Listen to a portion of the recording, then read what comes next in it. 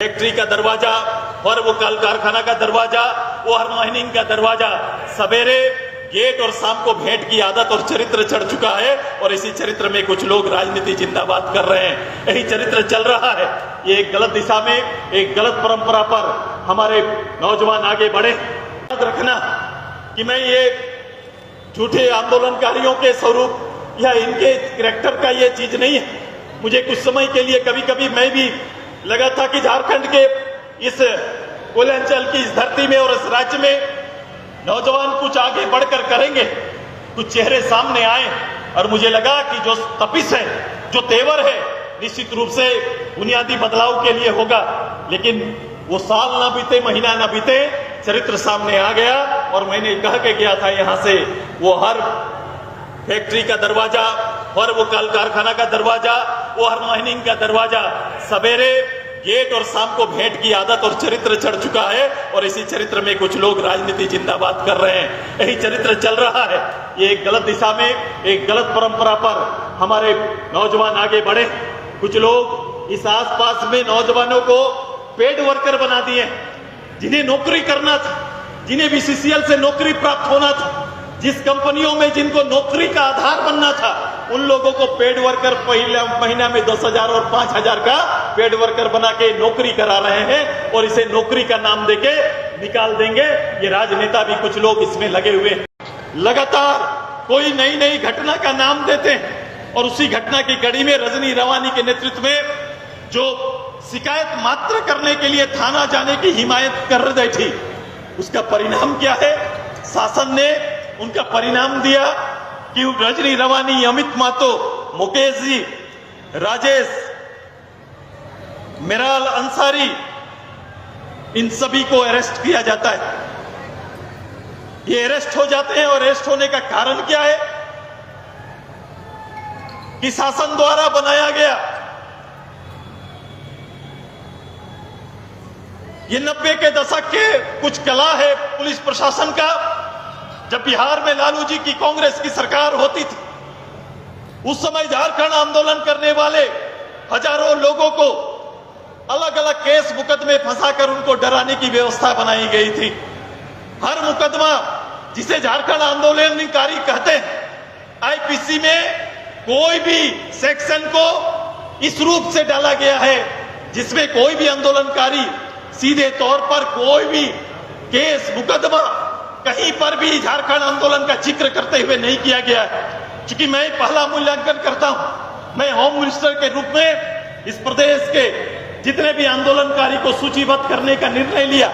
मैंने विधिवत रूप से कमेटी बनाई, मैंने पदाधिकारियों को पदेन सचिव रखा और नेतृत्व करने का अवसर मैंने झारखंड मुक्ति मोर्चा आजसू और तत्कालीन उस समय के नेता डॉक्टर रामदयाल मुंडा से लेकर मैं सारे पूर्व झारखंड मुक्ति मोर्चा के विधायकों को मैंने उसका नेतृत्व देने का काम किया।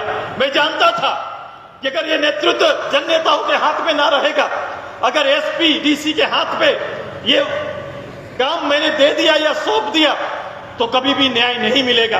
क्योंकि आईपीसी में कहीं इस बात का जिक्र किया ही हुआ नहीं।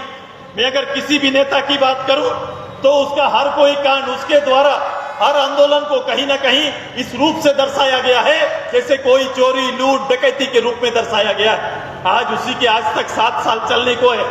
7 साल तक सड़क पर झारखंड के लिए लड़ने वाले अपने न्याय की भीख अपने ही गवर्नमेंट से मांग रहे हैं। हम अपने ही प्रदेश में अपने नेतृत्व से, अपने झारखंड मुक्ति मोर्चा के नेतृत्व से झारखंड मुक्ति मोर्चा अपनी पृष्ठभूमि की मांग कर रहा है। यही सरकार का चरित्र है।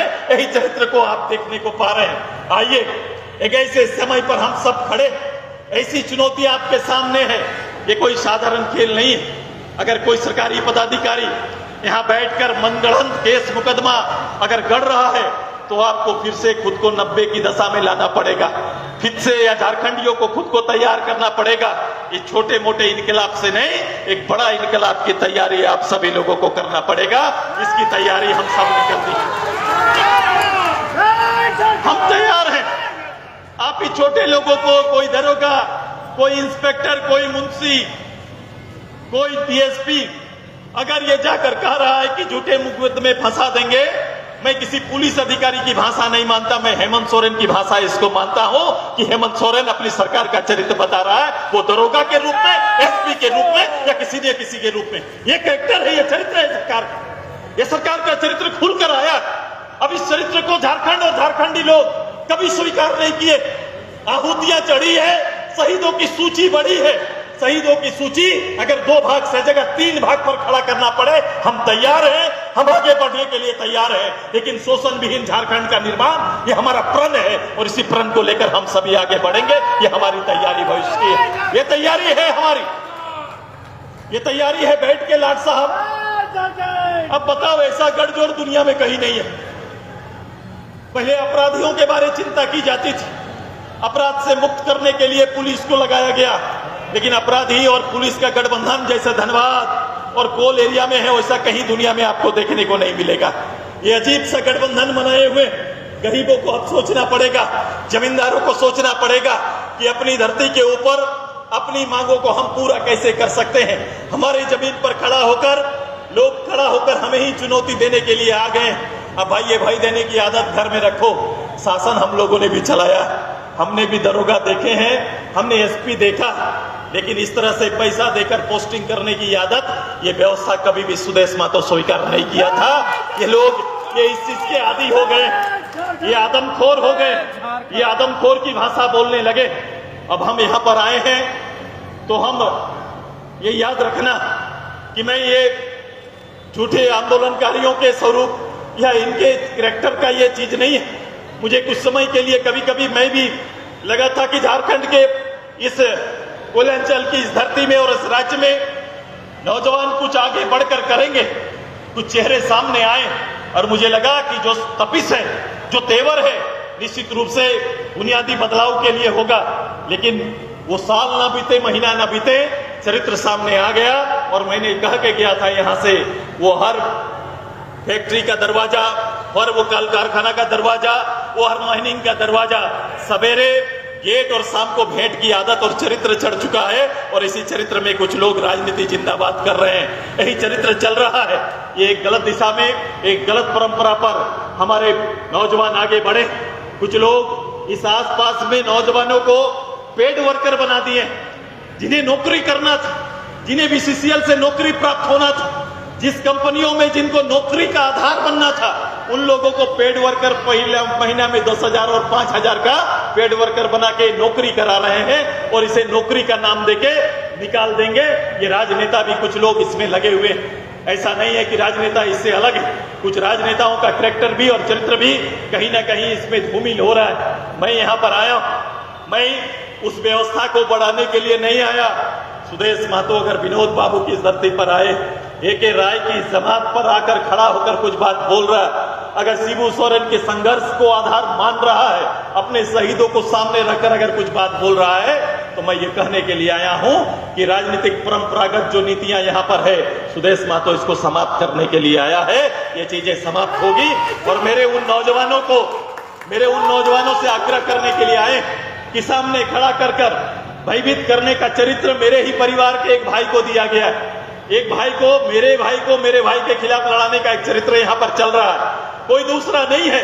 एक भाई से दूसरे भाई का कहीं खून गिराने का या धमकाने की एक रीत सी और परंपरा यहां पर लोग अपना के रखे हैं। समझने का काम करिए, यहां कोई दुश्मन नहीं है, लेकिन दुश्मनी के नाम पर आपका एक बहुत बड़ा आर्थिक आधार को लोग कब्जा कर बैठे हुए हैं। जहां पर मूलो तो आपका भविष्य सुनिश्चित होता, भूमिदाताओं का भविष्य सुनिश्चित होता, वही कोई और बाहर से आकर अपना भविष्य सुनिश्चित कर रहा है। आइए, इस दौर को अगर समाप्त करना है तो राजनीतिक गंभीरता के साथ हमें यहां पर समझ देना पड़ेगा और मैं तैयार हूं।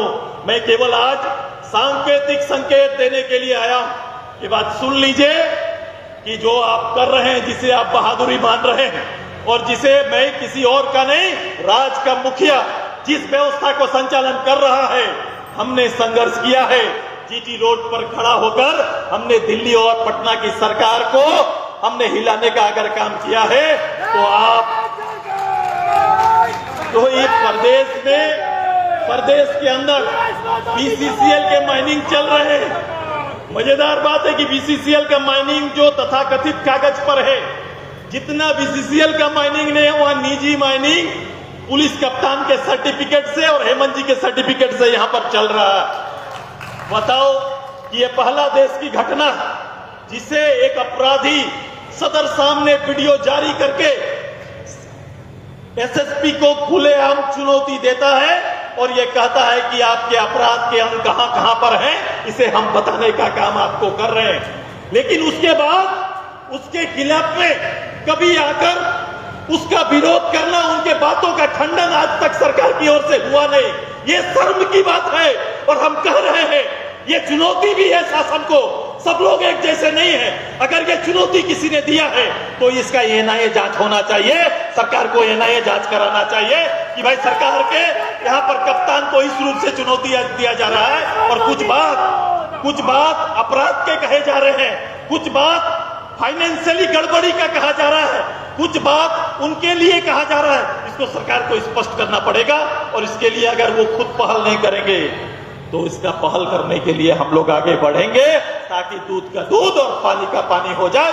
ये तैयारी करेंगे भाई। जो लोग एक बड़े वीर और गैंग मास्टर है, जो लोग गैंग मास्टर बन के बैठे हुए हैं या राजनीति के रूप में गैंग चला रहे, मैं आग्रह कर रहा हूं कि भाई हम लोग जिद्दी आदमी हैं, जिद से यहां तक आए। पीछे कोई साया ना था, खुद रास्ता तैयार किए। ये ध्यान रखना, जब इस मामले में जिद पर आ जाएंगे तो जो लोग दबिश बनाने वाले या तो दुपक जाएंगे या भाग जाएंगे। मैं या शासन अगर मेरी ना सुने, बैठे लोग अगर ना सुने, हम हलफनामा कोर्ट पर जमा करके आपके माइनिंग जगह पर सुदेश महतो अपना हंडी हांडी के लेकर हम धनबाद की जनता के साथ बैठने का काम करेंगे। ये तैयार रहो। भंग करना आता है क्यों? लालू जी के दबिश पर न दबने वालों को आप क्या डराएंगे साहब? आप एक जगह कर एक दायित्व निभाने वाले हैं।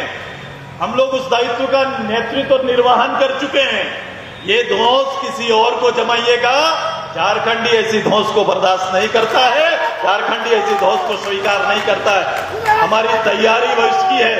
मैं आज सांकेतिक रूप से ये पसीना 10,000 से ज्यादा नौजवान